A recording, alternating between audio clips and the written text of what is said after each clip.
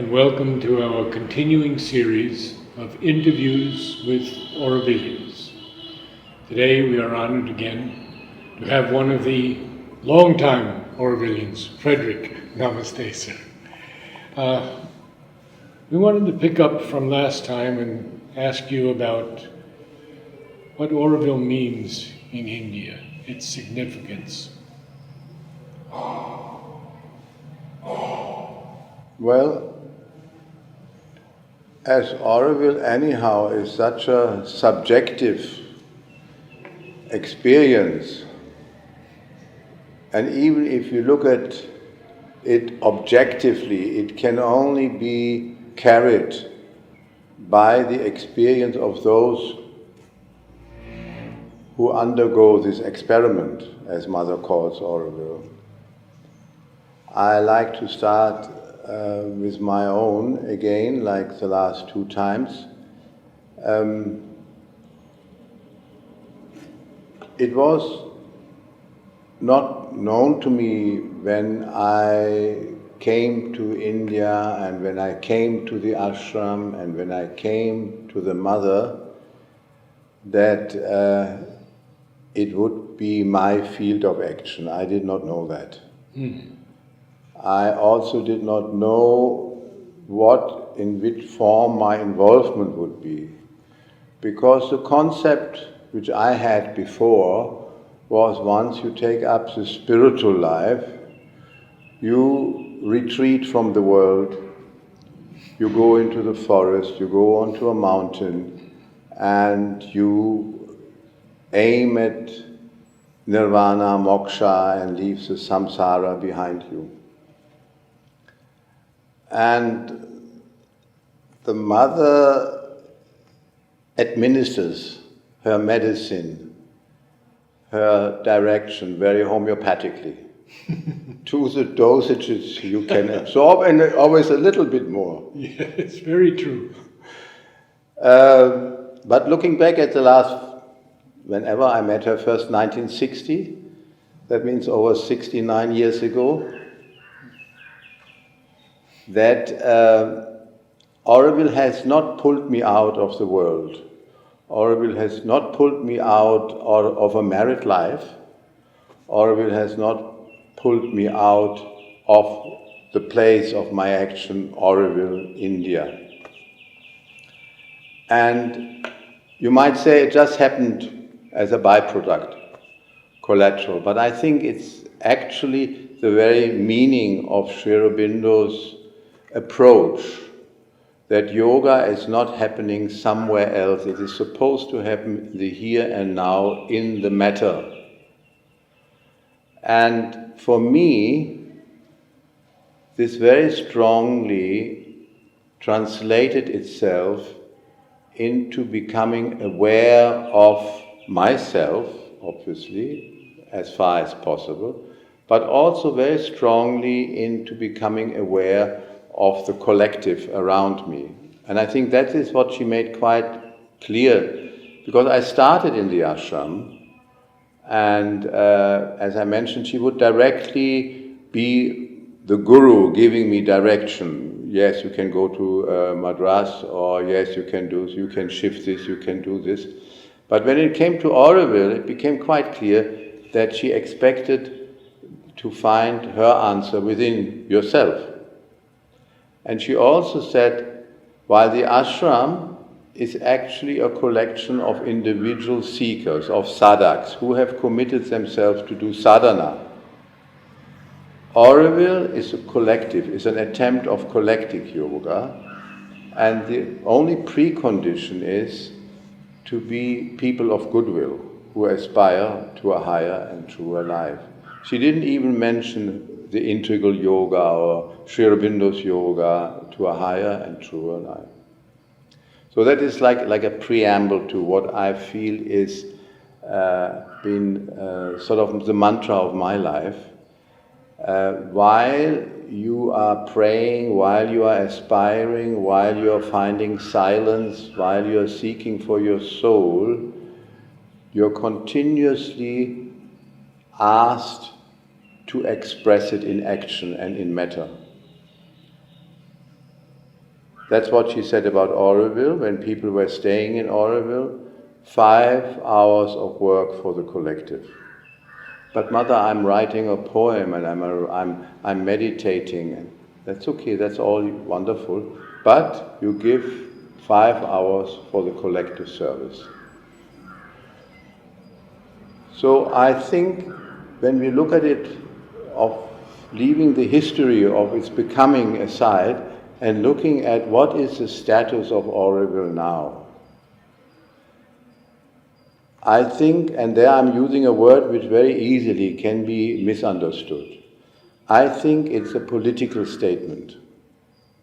I'm aware of all the things Mother said about no politics, don't get involved in politics, no politics in Auroville, I know that. So that's why I'm using this word very carefully. It is not, and she actually made it quite clear, she is talking about party politics, which is corrupt, and people are corrupt, and so on and so on. But if you look at the sense, like Sri Aurobindo describes, the old Greek understanding, politics means to be aware of the affairs of your community. And I think that's a very strong challenge for Auroville. We cannot grow and live in isolation. So if this is true, at least it is true for me, it might be there may be some other people in Auroville, and I salute them, who choose to take up other ways of planting trees, which has created this wonderful green paradise. But my role has always been in communicating, in being aware. It started off by a few handful of people sitting there in the pump house, and before the beginning of Auroville, you're going to Pondy, oh, get us some bread. So it was always like sort of getting involved. And for me, it is a very strong feeling that we have to break open in Auroville now, after 2 phases have passed. The pioneering phase and the settling phase. Now comes the outreach phase. I think it is very important that we go back to basics, Sri Aurobindo and the Mother, and say, well, what are now the equipment we have to take, what are the instruments, what are the consciousness we have to perform that next phase. And there are certain people, as I mentioned before in my last talk about 4 people who were very instrumental in the second phase. Their role may not be as strong if they were among us as it is now. There will be other people who are guiding us. And it is not local specific anymore. It is not just because you are in Auroville, that's why you have that spiritual aura. No. There's a very strong experience, I don't know whether I have already mentioned, it was before the inauguration. I was sitting on the wall we had built and starting to develop the first place where finally the Auroville, the first house is being built, Orason's home. And there is monsoon time and the cloud of Shiva and the lightning and so on. And suddenly this passage, which I don't know where the Mother says it, that the descent of the new consciousness. But before the inauguration, it was not clear whether it would, when it enters the terrestrial atmosphere, it would stay intact and lodge itself in one place, or whether it would burst open into many shreds, lodging themselves around the world. And then later on, before the inauguration, but it has been decided it will be in one place. My understanding is that actually both happens.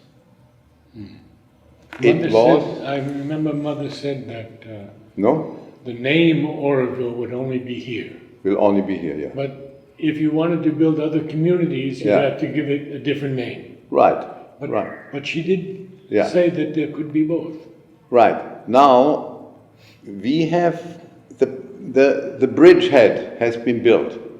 Auroville cannot be pushed away anymore. It's there. Now we can actually look where are those deep-seated shreds of that descent. Where are they lodged in the world? And you know as me, as much as others, that you travel around and suddenly you get that sense of a PowerPoint. You get that sense there is something of that same taste which Auroville brings. So I think this is the next marching route for me, at least. How many more years I march, where we are connecting Auroville into the Brihad, as I mentioned before, into the vastness, but Auroville will always retain, and that was probably what she means, that Auroville will always be local specific. There may be other names. So I think now we come to the relevance of what Auroville has been able to accomplish in the last 50 years. And what does it mean? If it's just to make you and me happier and more comfortable, that's not enough.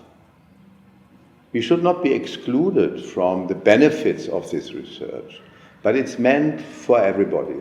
It is basically, if you are a laboratory of the world, then all products, all research products, all results, all patents, everything which comes out should be freely available as free source to anybody. That's why I also have no problems in asking for money, because I'm asking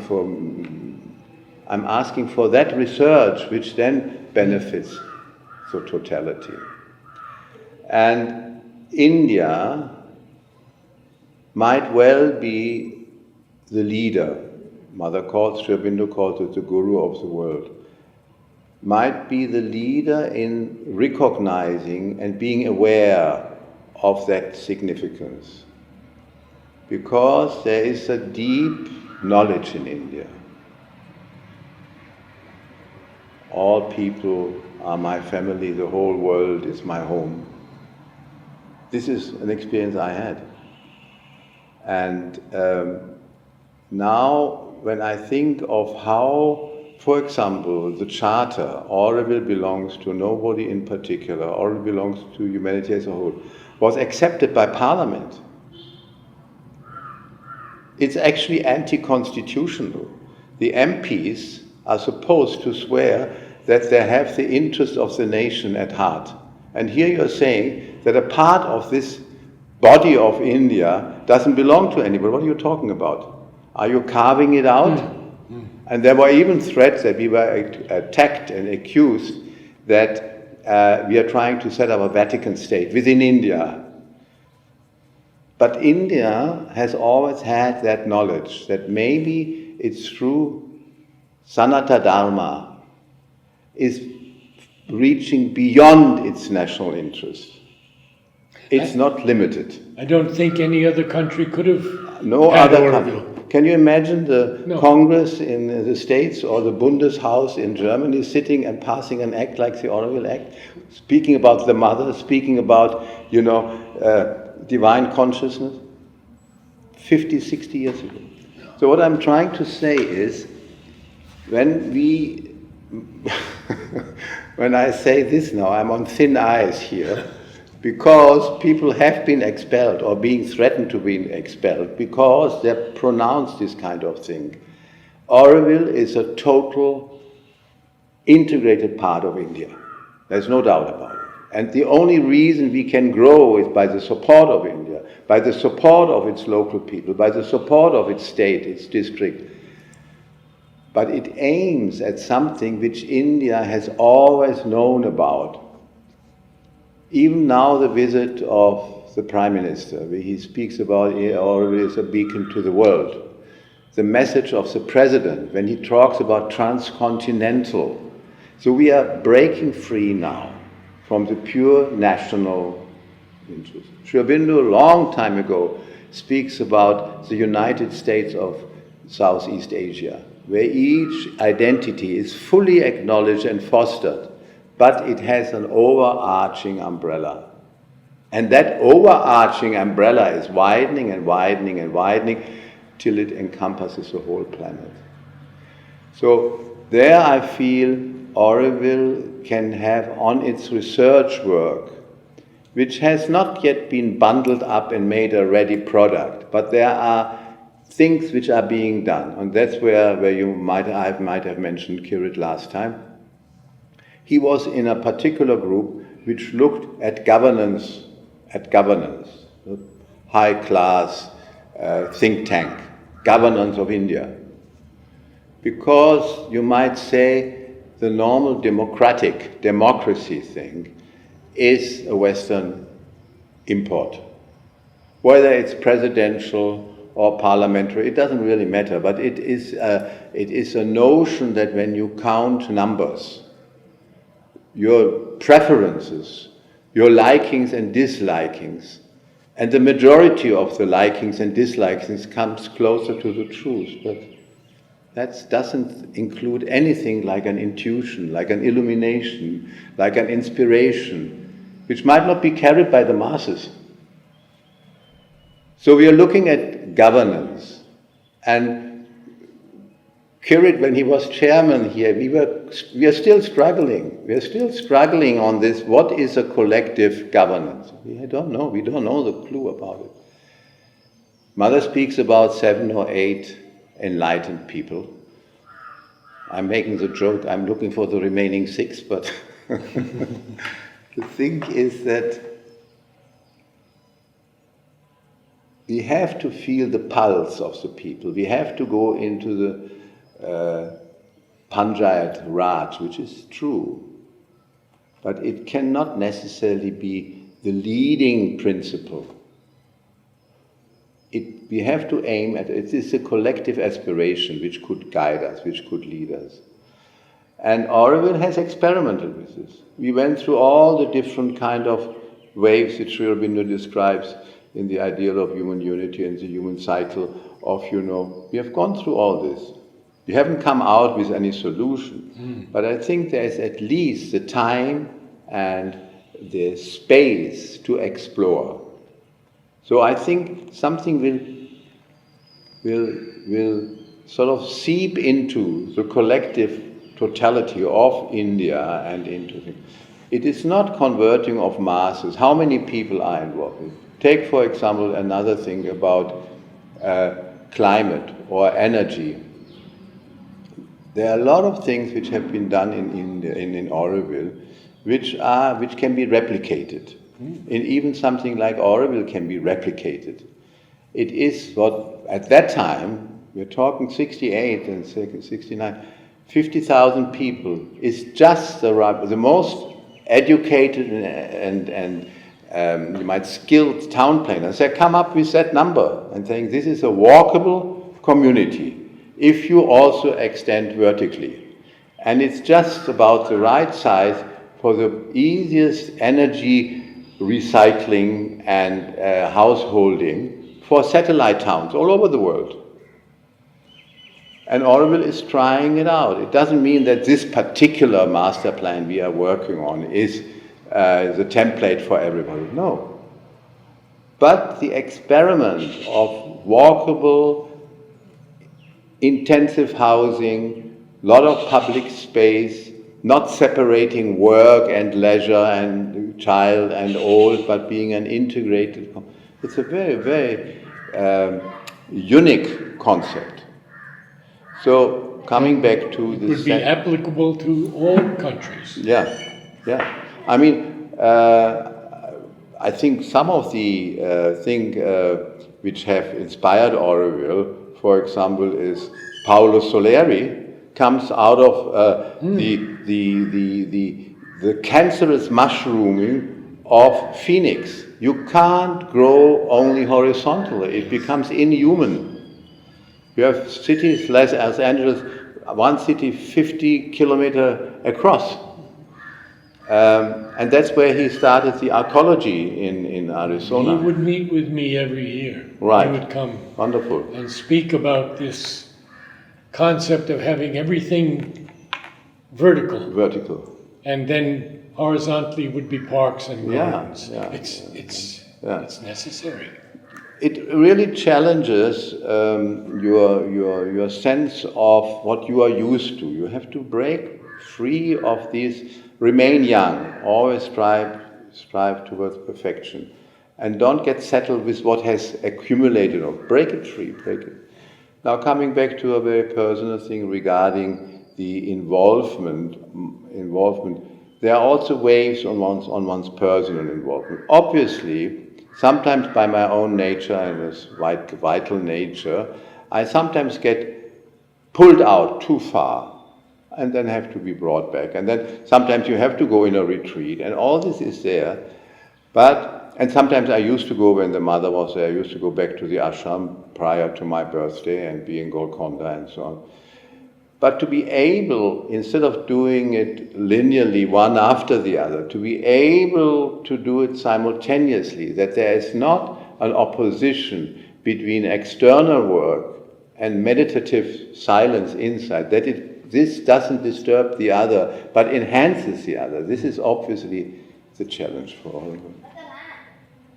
So I feel that Auroville will, in the end, be a jewel in the crown of India, because it will lead India making a gift of Auroville to the world. And by that, Auroville will change its status in the world. It becomes truly hosted and carried by India, a laboratory for the world. And that would be something which actually is the next 25 years to be worked on. Two questions. One, how much is the government of India involved in Auroville? And the second one, if you could talk a bit about Bharat Nivas. Coming out of the mindset of spiritual, political, doing your sadhana and outside, when the mother received some money, she was challenged by receiving money for the ashram. The government will control you, which is the usual thing. I give you money and I have strings.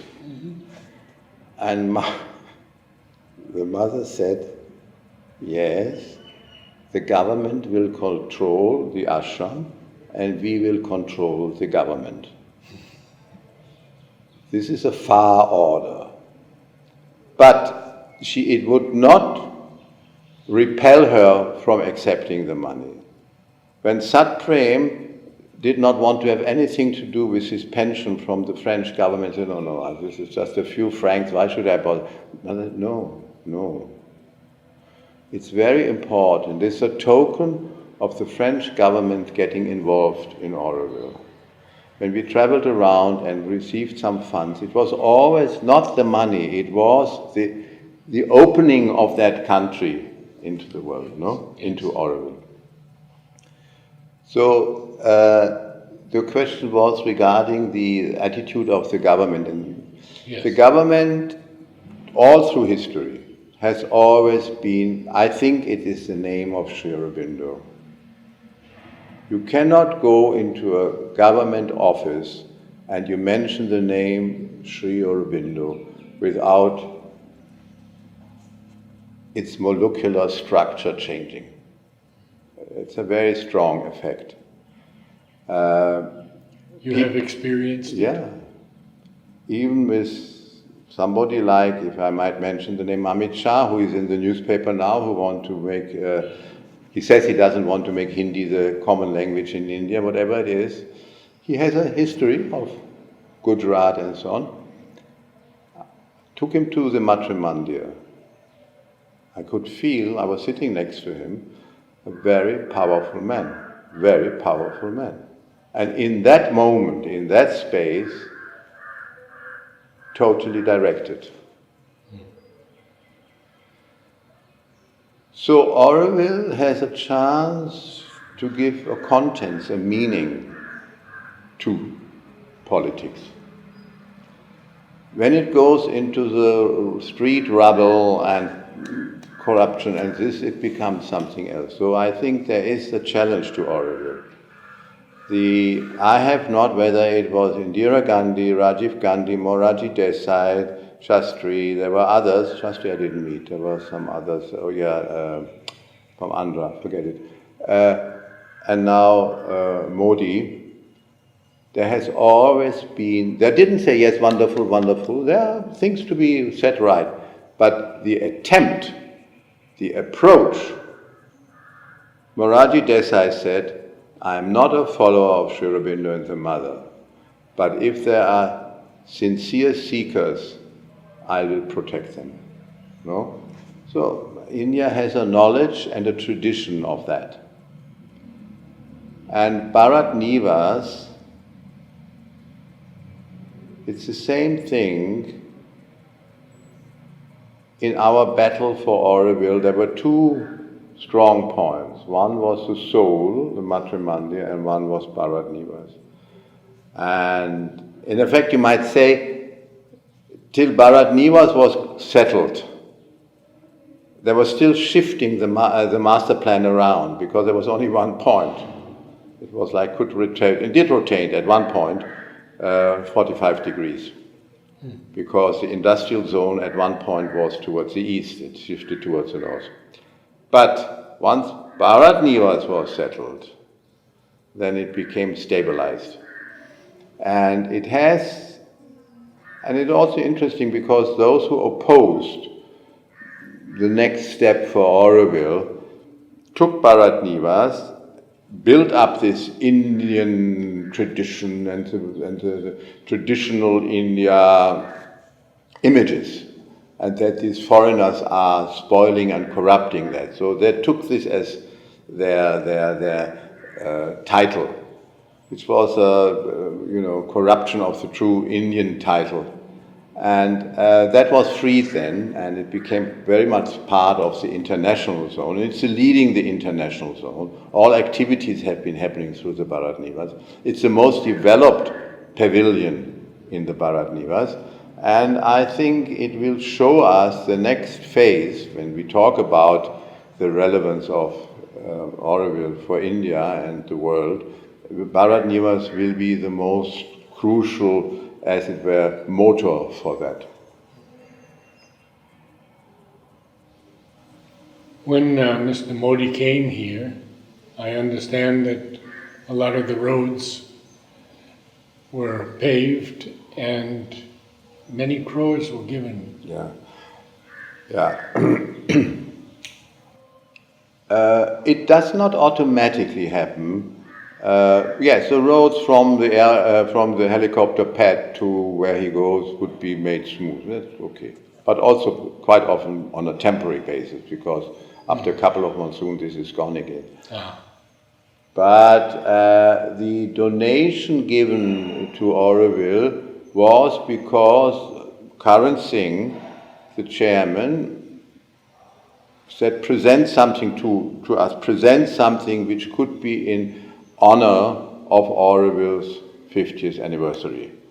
So we made a special group and we presented something, we went to the community, we collected the different projects, selected something, and on the basis of this, 14 crores were given for the celebration of the 50th. 10 crores for fixed installation infrastructure and 4 crores for activities.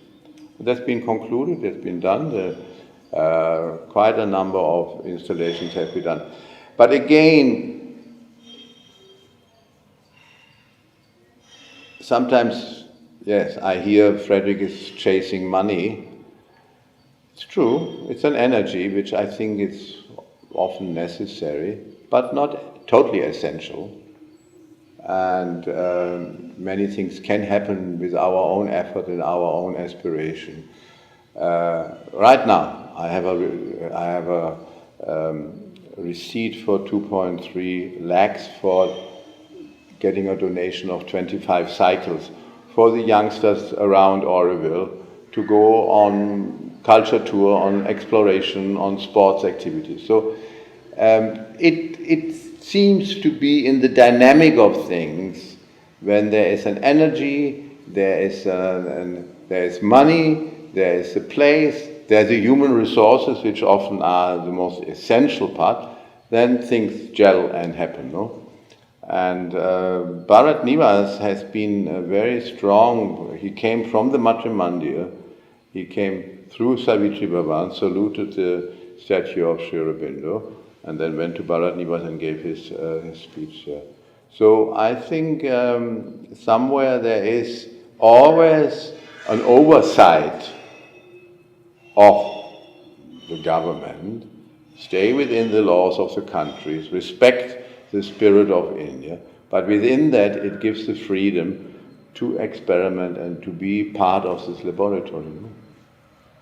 What do you see in progress of our solar or other aspects that can help the world?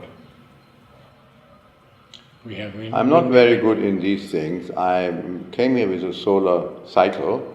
I've been always trying to see, we are aware of the bottlenecks in it. As far as I recall, maybe they're making big advances on it. Storage of energy for the solar is always the greatest problem, the batteries and so on and so on. But I think there's a lot of work to be done ahead of the normal things, whether it's photovoltaic or gopa gas or windmills or even green plantation, which is one of the big conversion of solar energy. I think we are also in contact with the special ministries there, whether it's renewable energy or whatever it is. So on that level, we are quite well tied into both the state and district and central government. But as an overall package, this is what Auroville can deliver since its 50 years of research, and this is what he proposes to lead to. This needs a more panoramic vision, as a 3-year or 5-year development plan for Auroville, which is on the table now. I'd like to bring one more last thing in regarding the involvement of Auroville in the samsara, it's not necessarily only that the light is then coming through into the body, into the matter, and there it finds its possibly its expression. The matter is resisting. But it's also, when you look at people, in my own case, I don't know how it is you with Narad, there is an experience of the difference of the psychic and the soul and the physical. And in my own case, when I came after 20 years seeking or being unhappy, I came to India, I knew I had come to the home of my soul, which is a very distinct experience. I have come home. Yeah? And I can see so many people now I'm meeting who are coming here, and I can see actually their soul has brought them here. But the other levels below, the physical level, the vital level, the mental level, even the spiritual level, are resisting because they are formed in another form, And I've had people, I brought them to the Ramatrimandi and they jumped into the taxi and ran back to the airport. Yeah? I see. It's like that. You are suddenly touched by fire. It's an electric shock. And you run away from it. And they couldn't hold it. Or people get very angry. People come in a honeymoon moon and then they become after a shorter time, but this is not the way it should be, and this is not the way it is. This is all coming up because suddenly their role is being challenged. The vital role, the physical role, especially the mental role. And Sri Aurobindo says the greatest resistance comes from your preferred ideas. Yeah, Auroville is wonderful, the city of human unity, city of love, the city of, youth. But. You understand? Yes. So the contradiction, the juxtaposition you see in Auroville actually is a good sign we are alive. We are alive. There is a fever in the body. It's good. If there would be no fever, it would be a bit like that. And there is something actually which I would like to also, the ashram has always been supportive as such. But it is almost as if that fire, that now we are victoire la douce mère, I don't hear it that loudly in the ashram at the moment. I don't want to judge it, but Auroville could play a big role for another wave in the ashrams.